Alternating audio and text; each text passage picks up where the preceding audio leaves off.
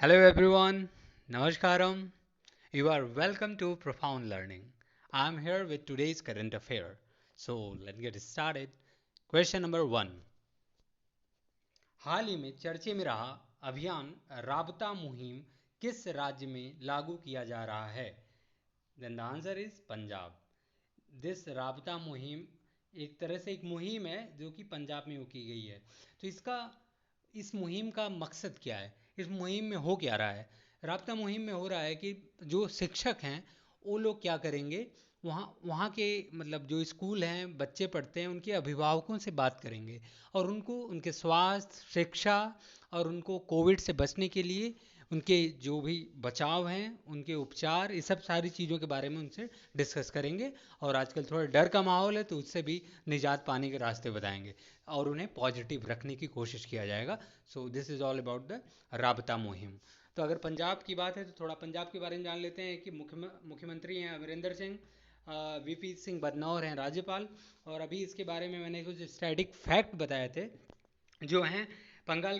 अगर यहाँ के मुख्य त्योहारों की अगर बात किया जाए तो होला मोहल्ला, लोहड़ी, वैशाखी, बस इन तीनों को याद रखना है आपको, इनके बारे में पढ़ लीजिएगा। होला मोहल्ला, लोहड़ी, वैसाखी। देखिए बहुत सारा आज कुछ काफ़ी मैप डाल रखा हूँ इसलिए मैं एक एक लाइन नहीं पढ़ रहा हूँ, just you can take screenshot and can read by their own. Let's move to the next. किस देश में किस देश के सबसे बड़े युद्धपोत क्या है खार्ग में हाल ही में आग लग गई है और ओमान की खाड़ी में डूब गया है? वो किस देश का है? तो देश का नाम है ईरान। तो ईरान का क्या हुआ है कि एक युद्धपोत था जिसका नाम खार्ग था, वहाँ की एक वो है बंदरगाह है जास्क, जिसके पास डूब गया है, या उसको जस्क भी बोलते हैं या जास्क बोलते हैं, जो भी हो वहाँ का रीजनल लैंग्वेज में। तो वहाँ पर डूब गया है। तो उसका नाम था खार्ग। तो खार्ग उसका नाम कैसे पड़ा?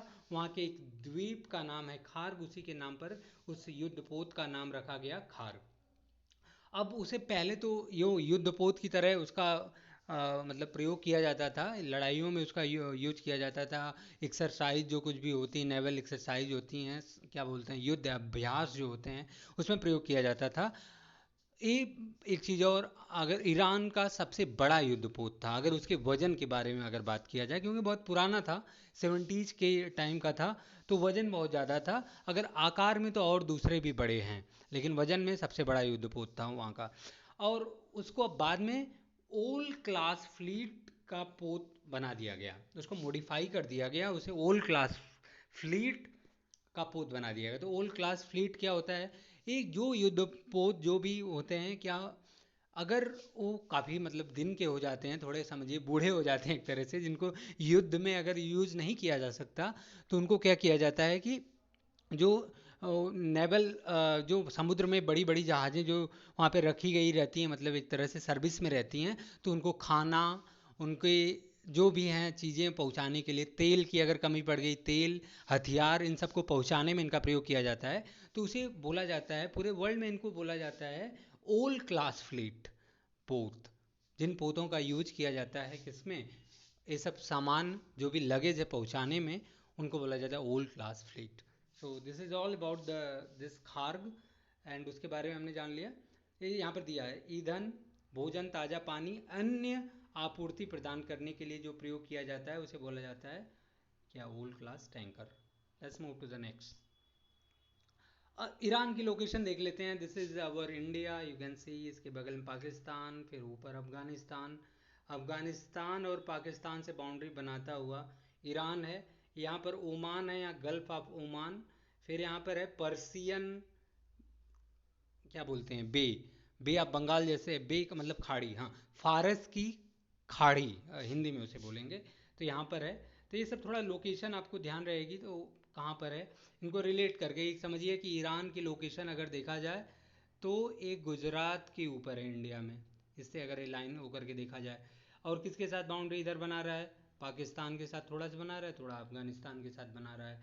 ये पर्शियन गल्फ इसका मतलब है, इसी में वो था, क्या बोलते हैं, जो अभी ये पोत ये डूबा हुआ है, वहीं पर एक क्या था कि खार्ग एक द्वीप है यहीं पर, ठीक है, 25 किलोमीटर है उसके मेन बाउंड्री बाउंड्री से, तो उसका नाम था खार्ग।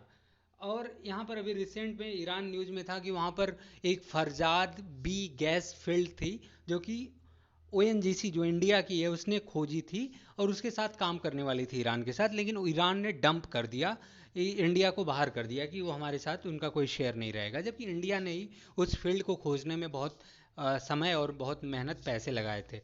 तो कुछ उसके बहुत पॉलिटिकल कारण है, उसको बाद में कभी डिस्कस कर लेंगे। बट ये क्या है कि फरजाद बी गैस फील्ड कहाँ पर है, यहीं कहीं पर है Farzad B gas field in Iran. ठीक है। और दिस इज सऊदी अरबिया। अभी रिसेंट में हमने इधर रेड सी है, मेडिटेरेनियन सी है, ये सब हमने डिस्कस किया था। यहाँ पर बहुत सारे यहाँ पर स्पेस कैनाल थी जो कि कनेक्ट करती है रेड सी को मेडिटेरेनियन सी से। तो ये सब सारी चीज़ें जितना मैप में दिख रहा है हमने इसको देख लिया हल्का सा, फिर आगे मूव करते हैं। इसमें और कुछ डिटेल मैंने एक और मैप दे रखा था कि यहाँ पर वही है, फरजाद बी गैस फील्ड है, पर्सियन गल्फ है, गल्फ ऑफ ओमान है। अभी सऊदी अरबिया और ओमान के बीच में यूएई है, यूनाइटेड अरब अमीरात।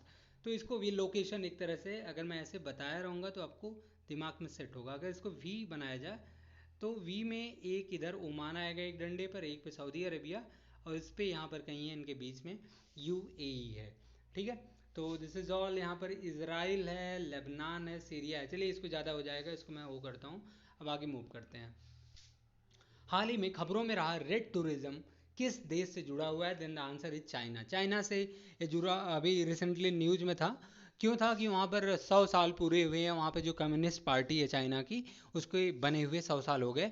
तो वहाँ के जितने भी कम्युनिस्ट पार्टी से रिलेटेड जितने भी ऐतिहासिक जगह थी, उन सबों उन जगहों पर लोग घूमें, पर्यटन को बढ़ावा मिले उन जगहों पर, उसके लिए एक प्रोग्राम चालू किया गया था, उसका नाम था रेड टूरिज्म।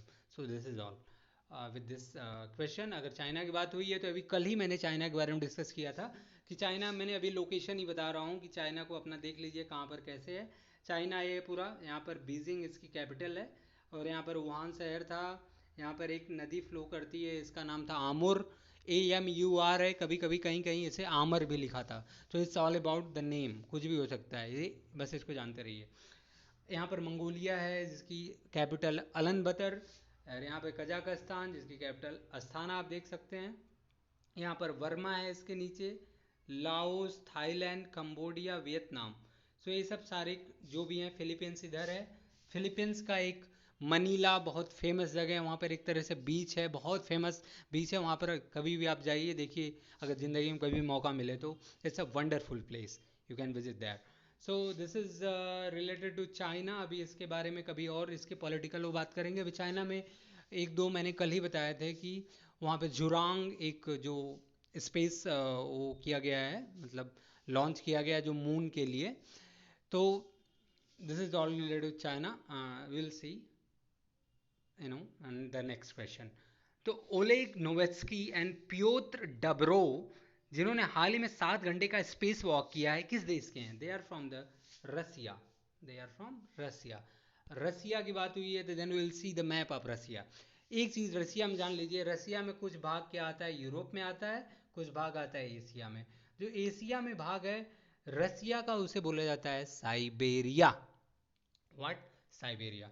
तो ये पार्ट ऐसे आप जान लीजिए। अब इसकी लोकेशन कुछ इसके बारे में देखते हैं कि क्या कौन सी इंपॉर्टेंट जगह कहाँ पर है। जो दिख जा रहा है उसके बारे में देख लेते हैं। जैसा कि हमने अभी चाइना के बारे में देखा, इसके ऊपर मंगोलिया देखा था, इसके ऊपर रसिया है।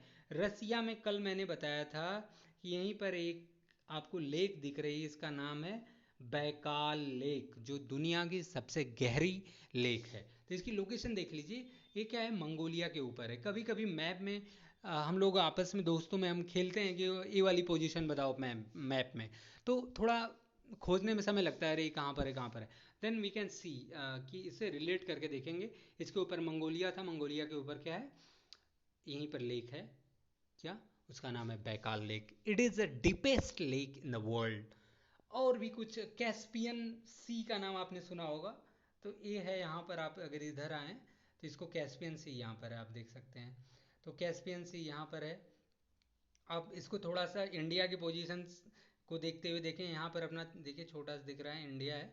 इंडिया को अगर वर्टिकल ऐसे करके देखें तो इधर मान लीजिए साइबेरिया है, इधर एकदम एग्जैक्ट मैं नहीं बता रहा हूँ, इधर क्या है आपका यूरोप का, जो यूरोप में है जो उसका पार्ट रसिया का। अच्छा, यहाँ पर इसकी कैपिटल जो है रसिया क्या है, मॉस्को है, आप देख सकते हैं इस यहाँ पर है, ठीक है। और अगर इंडिया से रिलेट करके देखा जाए कि कैस्पियन सी की पोजीशन कहाँ है, तो दिस इज इंडिया, ओके।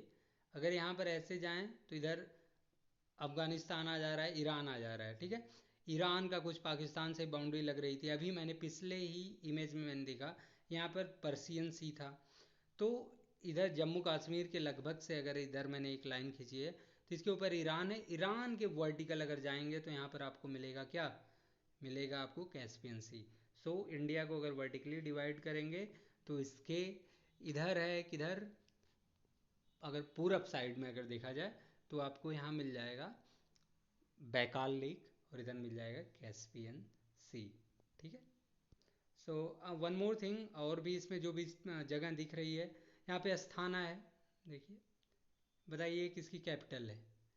और आप इधर देख लीजिए, अभी पिछले वीडियोज मैंने कहीं डिस्कस किया था अवार्ड्स के बारे में, जो कि अवार्ड नोबेल प्राइज़ दिए जाते हैं, मैंने बताया था कि स्टॉकहोम में दिए जाते हैं, ये स्वीडन की कैपिटल है और नॉर्वे इधर है। स्टॉकहोम एंड ओस्लो में दिया जाता है। टोटल नोबेल प्राइज़ 6 क्षेत्रों में दिया जाता है, जिसमें 5 क्षेत्र का नोबेल प्राइज़ दिया जाता है स्टॉकहोम जो कि स्वीडन की कैपिटल में, और नॉर्वे यहाँ पर है जिसकी कैपिटल ओस्लो है, जहाँ पर नोबेल पीस प्राइज़ दिया जाता है, जो अभी रिसेंटली कैलाश सत्यार्थी को दिया गया था भारत के।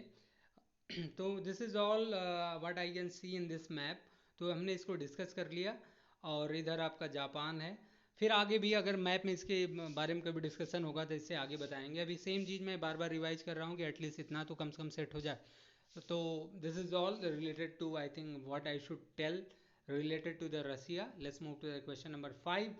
मदद मैप एक रियल टाइम ऑनलाइन मानचित्र है जिसे किस उद्देश्य से विकसित किया गया है। Then the answer is question A, कोविड-19 रोगियों के लिए खाली बिस्तरों की जानकारी के लिए मदद मैप्स। देखिए, कोविड से रिलेटेड इतनी सारी चीज़ें हो चुकी हैं कि पता ही नहीं चल रहा है कि what is important what is not important. So आप जो भी है भैया सब इम्पॉर्टेंट समझ के just keep it in your mind. मदद ऐप जो है, मैप्स जो है, ये क्या है, उनके बेड, खाली बेड की जानकारी के लिए बनाया गया है। Let's move to question number 6। APEDA ने किस क्षेत्र में निर्यात विकास के लिए मथुरा बनासकांठा को क्लस्टर के रूप में चिन्हित किया है। The answer is dairy. Dairy के क्षेत्र में इन्होंने क्या किया, पहले एपिडा का फुल फॉर्म देख लेते हैं। एपिडा का फुल फॉर्म है the agriculture and processed food products expert development authority. बस इतना, आप इस बहुत ज़्यादा चर्चे में नहीं है, फिर भी ये जान लीजिए इसका फुल फॉर्म अगर याद हो सके तो, the agriculture and processed food products export development authority, ठीक है। जो मतलब इसका अगर हिंदी में देखा जाए, जो एग्रीकल्चर से रिलेटेड जो कुछ भी चीज़ें उपलब्ध मतलब बनती हैं निकलती हैं, उसको क्या करना, प्रोसेस करके उसको खाने के सामान बना देना। जैसे गेहूं है, उसको वो करके कुछ मान लीजिए आलू पैदा हुआ, उसे चिप्स बना लिया, उसे प्रोसेस कर लिया, उसको क्या किया, एक्सपोर्ट कर दिया। एक्सपोर्ट मतलब निर्यात कर दिया बाहर। तो उसके उससे रिलेटेड जो अथॉरिटी है उसको बोला जाएगा क्या, APEDA. So this is all about the APEDA, जो कि मथुरा और बनासघाट को क्लस्टर ग्रुप में चिन्हित किया है। उसमें कौन सा प्रोडक्ट डील होगा, डेयरी मतलब दूध से रिलेटेड। किस देश को पर्यावरण एजेंसी ने इंटरनेशनल नाइट्रोजन इनिशिएटिव की मेजबानी की। तो एक क्वेश्चन पढ़ लीजिएगा, answer is Germany, okay. INI की अभी वो हुआ था, मतलब समिट हुई थी, मीटिंग हुई थी, उसकी जो मेज़बानी किया है जर्मनी ने किया है। जर्मनी की लोकेशन देख लेते हैं। अभी हमने अफ्रीका काफ़ी दिनों 2-3 बार मैंने डिस्कस किया, तो दिस इज़ अफ्रीका। मैंने बोला था यहाँ मेडिटेरेनियन सी है, रेड सी है। ये 5 यहाँ पर देश हैं जो कि बाउंड्री बनाते हैं, Morocco, Algeria, Tunisia, Libya, Egypt. यहाँ रेड सी से कुछ बाउंड्री बनाते हैं, इनको आप देख लीजिएगा। तो मेडिटेरेनियन सी के ऊपर अगर हम जाएं तो आपको दिखेगा यहाँ पर इटली है, ठीक है, यहाँ पर इटली है। यहाँ पर ये जो दूसरे कलर में दिख रहा है क्या है, जर्मनी है। जर्मनी की कैपिटल है बर्लिन। बर्लिन की अगर आप लोकेशन देखेंगे तो कहीं यहाँ पर है, इधर है लगभग बर्लिन, ठीक है। तो इसके बारे में देख लेते हैं। जो कुछ भी चीज़ें दिख रही हैं, मोरक्को और स्पेन के बीच एक क्या है, स्ट्रेट है जिसका नाम है स्ट्रेट ऑफ जिब्राल्टर, ठीक है। तो दिस इज जैसे रेड सी, यहाँ पर वो आ गया, और क्या बोलते हैं, अरे जो कैनाल है, स्वेज कैनाल है, अटलांटिक ओशियन है, जो कि बोला जाता है कौन सा ओशियन है जो एस शेप का है, तो this is Atlantic ocean is of having a shape of S. ठीक है, जर्मनी हो गया, यूरोप में आता है। और जो अभी मैं बता रहा था कि यूरोप का दो पार्ट है, एक साइबेरिया बोला जाता है, एक यूरोपियन रसिया बोला जाता है। तो इसमें देखिए डिवाइड करके, उस मैप में डिवाइड करके नहीं दिया था। एक पार्ट जो रसिया का जो यूरोप में है, उधर वाला पार्ट जो कि किसमें था, एशिया में था, उसे साइबेरिया बोला जा रहा था। यहाँ पर मेडिटेरेनियन सी के ऊपर कौन कौन सी कंट्री है, इसको आप मैप में अगर आपके पास हो तो ध्यान से देखिएगा। अभी मैं सारा बता दूंगा, then it will become very confusing. So Mediterranean sea ये है, इसके ऊपर मैंने यहाँ बता दिया इटली है इधर, और ऊपर है जर्मनी है, यहाँ पे स्पेन है जो कि मोरक्को के साथ वो कर रहा है, जिब्राल्टर स्टेट बना रहा है। यहाँ पे टर्की है, जैसे सिक मैन ऑफ यूरोप बोला जाता है। ठीक है, बीमार व्यक्ति यूरोप का, क्या उसे हिंदी में बोलेंगे। यहाँ पे सऊदी अरबिया आ गया, यू कैन सी ईरान। ठीक है, ईरान और सऊदी अरबिया की अगर वो बीच में एक ऐसे बना हुआ था जो कि फारस की खाड़ी थी। So guys I think this is more than enough related to map. But ये कुछ अगर आपको ज़्यादा लग गया है कि ज़्यादा हो गया, तो हम रिलेटेड सेम चीज़ को कई बार अगर बताएंगे, then this thing will become very common. अगर आप चाहें इसको तुरंत मैप में देखेंगे अपने से, तो आपके दिमाग में सेट हो जाएगी। ठीक है ना, तो आप इसको सेम चीज़ में रिवाइज करूँगा कई बार, then it will become permanent for you. So guys, thank you very much for giving your precious time. Just keep learning, keep growing. Have a good day. Thank you very much.